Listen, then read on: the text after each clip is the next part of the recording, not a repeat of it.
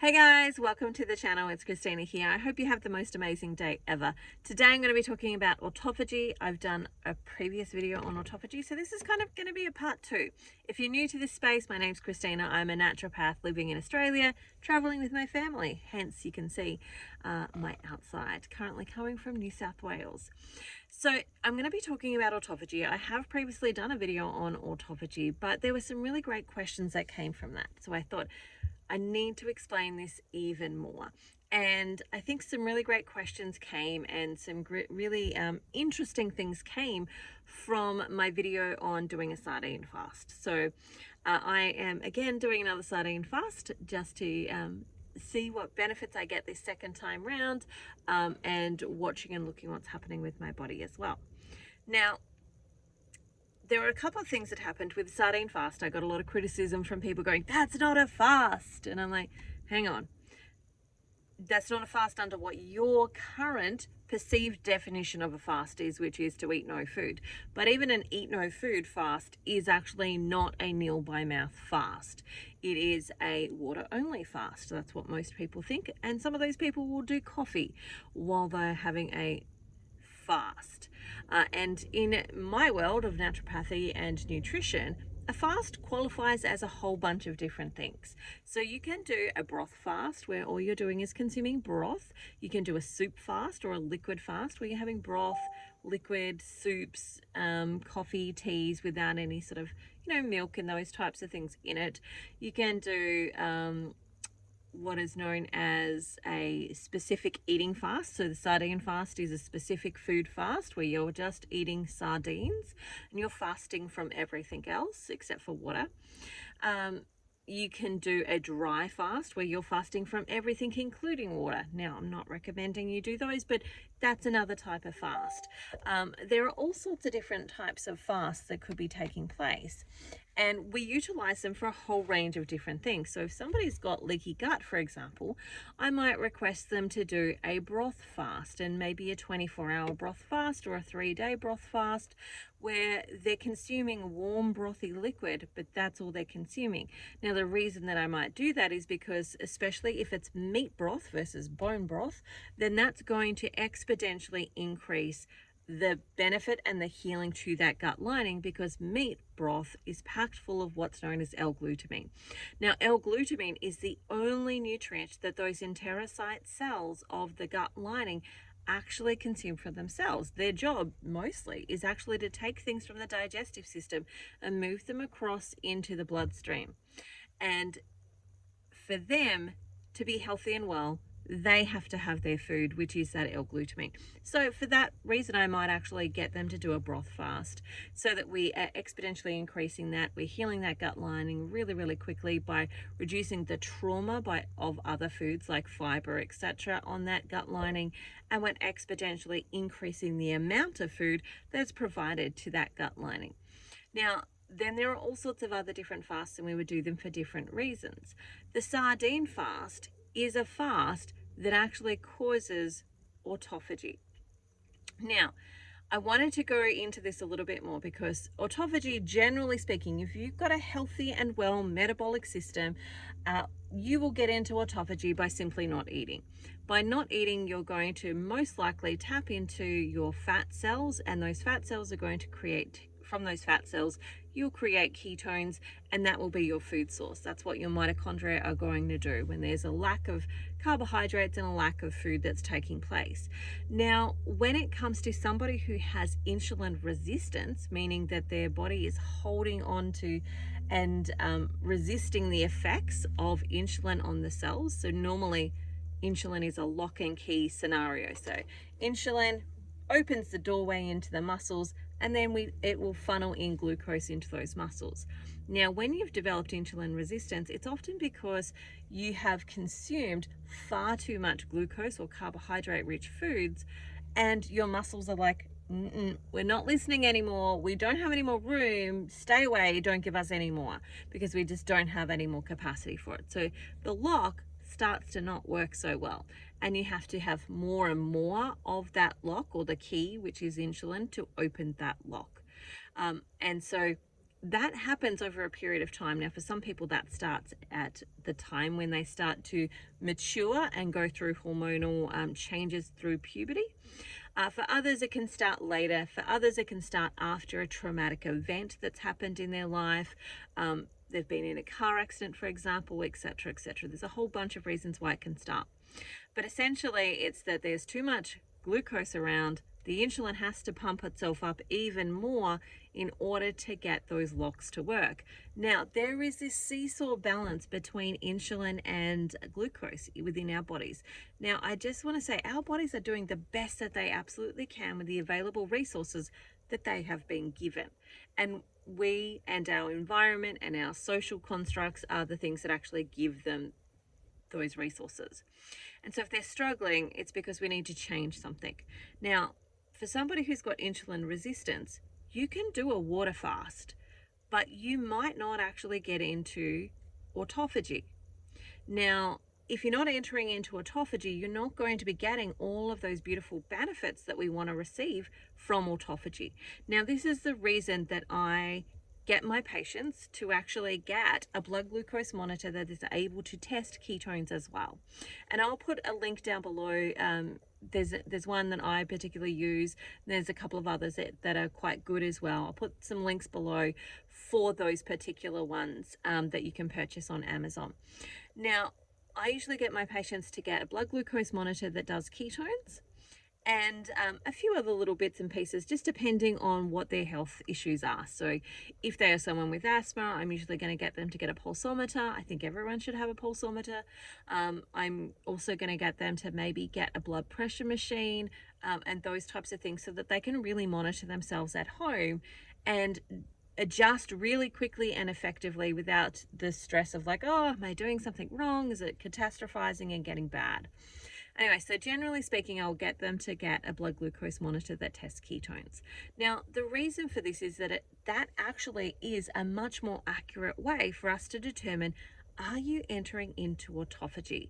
Now, autophagy is going to facilitate the breaking down of waste product. It's going to facilitate the breaking down of some of that visceral fat, which is that dangerous fat, the fat that, we often link to things like heart disease and strokes and those types of things that are causing actual problems within our health. And the risk factors for having a heart attack is some of that visceral fat. And so it's going to help us work out, are we tapping into that fat?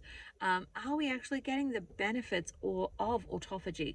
Now, again, if you are metabolically flexible, you don't really have any health issues, you're simply going to get that by doing a fast. By doing an 8-hour fast, you'll start to get some of that. You just start to creep in a little bit. A 24-hour fast, a 36-hour fast, a 48-hour fast, a 72-hour fast. I usually don't recommend people go past that 72-hour fasting window, but at that point, you're really starting to break down waste products from the immune cells, from debris, from excess neurochemicals that have been used up, excess hormones that have not properly left, excess proteins that are around the body. Your body's going to actually start to consume those as a fuel source in order to create those ketones. And that's what we kind of want. We want it to tap into the visceral fat. We want it to clean up all of these waste products, and we want it to create healthier cells. But how do we know that that's actually happening if simply by water fasting you're not necessarily getting those benefits? Now, again, if you're metabolically flexible, the likelihood is that you absolutely are. But if you are someone like me and many, many others who have had blood glucose issues, and some of them don't necessarily even look that overweight. So, for example, I have some clients that did not know that their blood glucose was really out of balance until they got their blood glucose machine and started to test. Now, how we know if you're really entering into autophagy is the ratio between blood glucose and ketones. And we want that ratio to be as low as we can get it. And the lower we can get it, the more we're entering into that space of autophagy. And so this is why you can get into autophagy by eating. For people with insulin resistance, just stopping eating is not necessarily enough to get you into ketosis and to get you into autophagy. Now, the reason is because your body has got these preset limits. So it's got a homeostasis limit.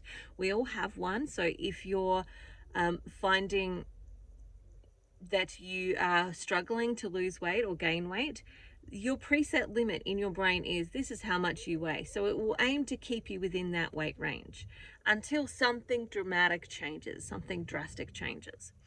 And so from that perspective, what we want to do is look at it from an insulin glucose space as well, which is the same, that your body gets used to a certain way of living. So if you've been eating a high glucose diet, your body gets used to, okay, great, in order to be able to match the amount of glucose they're eating, I need this amount of insulin. And it gets used to doing that. It's a set and forget type of program. It wants to put things on set and forget. And so it will release a certain amount of insulin, and it will stay at that sort of reading for a really long time. Now, when we've reduced the amount of glucose that we're actually having, the insulin doesn't necessarily come down for people who are insulin resistant. It can stay, that trigger can stay a little bit stuck. And because that trigger is stuck, what happens is that your body then goes, oh, we can't go into hypoglycemia, which is where you've got too much insulin and you might go into a coma. In order to keep you out of that space, it will tap into your reserved glycogen. So your liver has the capacity to turn fat and protein into glycogen. And so it's going to turn some of that fat into glycogen and release glucose. So your blood glucose is high and your insulin is high. Your ketones therefore can't become high because your body is feeding itself glucose. And so you can't enter into autophagy when you have high blood glucose and high insulin.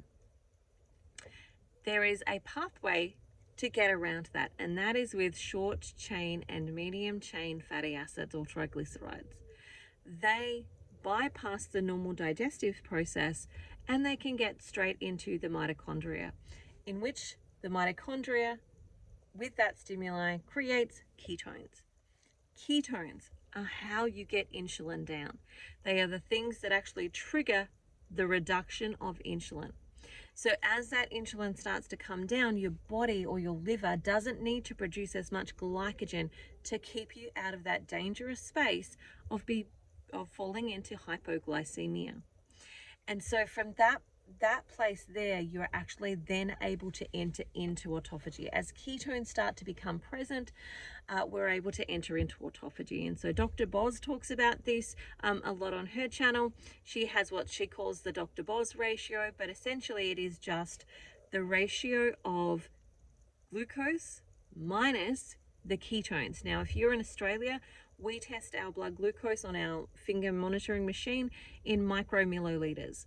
And so what we want to do is times that number. So if it's a 4, for example, we want to times 4 by 18.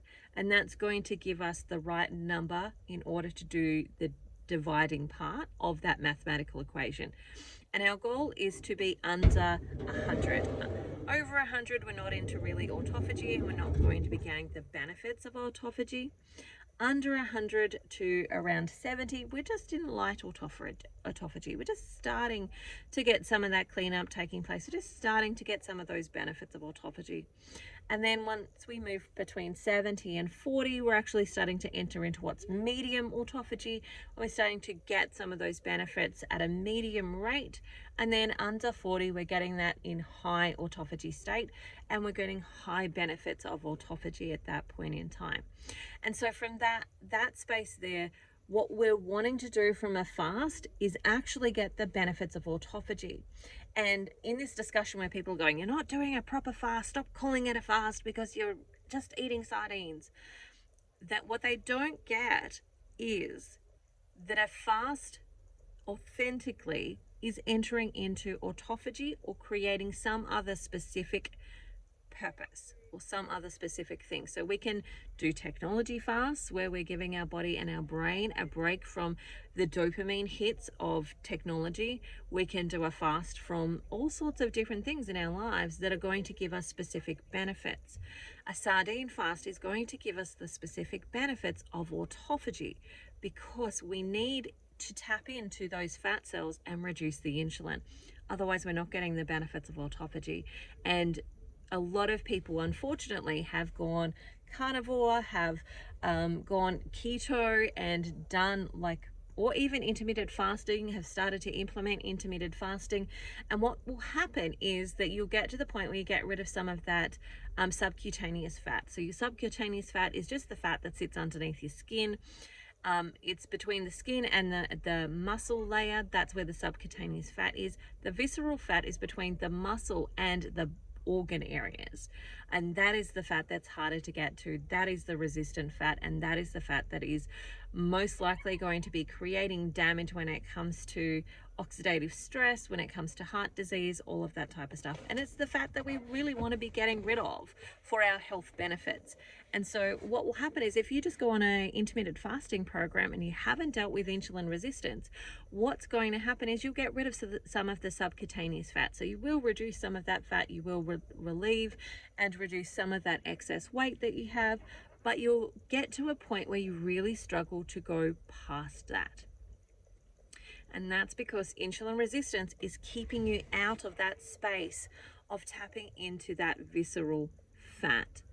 And therefore it's continuously functioning as if it's another organ, and it's actually producing hormones that keep you in that state of insulin resistance, not able to get that blood glucose low enough that you're able to enter into ketosis, and then not being able to then enter into autophagy. So there are tons of people that are like, I'm not getting the benefits. I'm fasting, this many times, and I'm doing this and I'm doing that, but I'm not getting the benefits.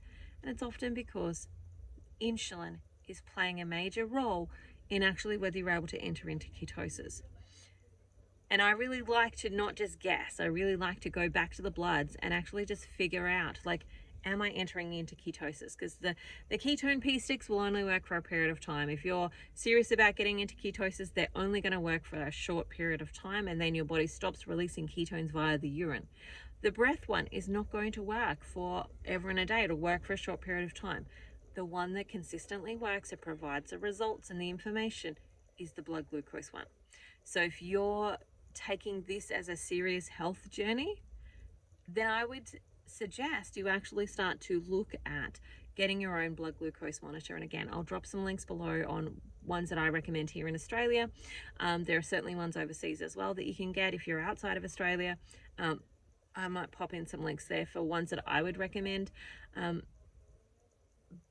But getting back to the bloods, that's how we start to actually really make the biggest impact, because there's nothing worse than, going, I'm doing it, I'm working hard to do this, and then realize that you're actually not getting anywhere because of something really simple that could have been, something that you tweaked, something that you changed, something that you altered quickly to get those results.